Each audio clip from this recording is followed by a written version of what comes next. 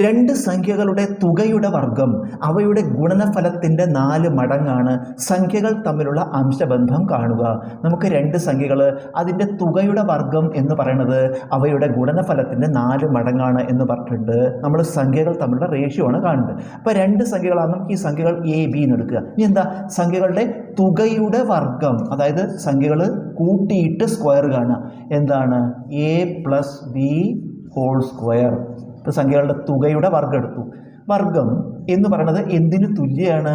അവയുടെ ഗുണനഫലത്തിൻ്റെ 4 മടങ്ങ്. ഗുണനഫലം ഗുണിക്കുമ്പോൾ എന്താ വരിക? A B. എയും ബിയും ഗുണിക്കുമ്പോൾ എ ബി, അതിൻ്റെ 4 മടങ്ങ് 4 കൊണ്ട് ഗുണിക്കുക. അപ്പോൾ 4ab. അപ്പോൾ എന്താ രണ്ട് സംഖ്യകളുടെ തുകയുടെ വർഗം എന്ന് പറയുന്നത് ആ സംഖ്യകളുടെ ഗുണനഫലത്തിന് 4 മടങ്ങിന് തുല്യമാണ്. നമുക്ക് ഈ 4ab എടുക്കാം. A plus B whole square സൂത്രവാക്യം എഴുതാം. A plus B whole square എന്താ? A square plus B square plus 2ab. A plus B whole square A square plus B square plus 2ab. ഇനി ഇത് എടുക്കുമ്പോഴോ ഇത് പോസിറ്റീവ് മാറി negative minus 4ab. ഇനി അപ്പുറത്തൊന്നുമില്ല, സമം 0. നമുക്ക് ഈ എ സ്ക്വയർ അതുപോലെ ഇട്ടു പ്ലസ് ബി സ്ക്വയർ അതുപോലെ ഇട്ടു.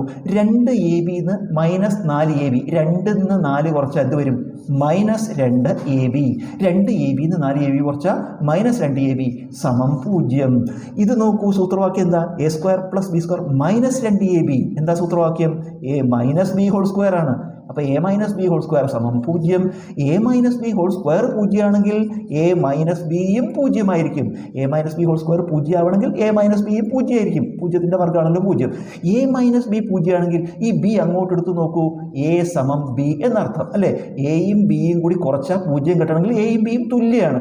എയും ബിയും തുല്യം. അതിൻ്റെ അർത്ഥം എന്താ? എ എത്രയാണോ അത്ര തന്നെ ബി. അപ്പോൾ ചോദ്യം എന്താ? ഈ രണ്ട് സംഖ്യകൾ തമ്മിലുള്ള അംശബന്ധം. രണ്ടും തുല്യമാണെങ്കിൽ അംശബന്ധം എന്താ വരിക? 1:1 അല്ലേ? ഈ സംഖ്യകൾ രണ്ട് സംഖ്യകൾ തുല്യം വരുമ്പോൾ അത് എത്രയോ ആയിക്കോട്ടെ, അത് തമ്മിലുള്ള റേഷ്യോ എപ്പോഴും എത്രയായിരിക്കും? 1:1.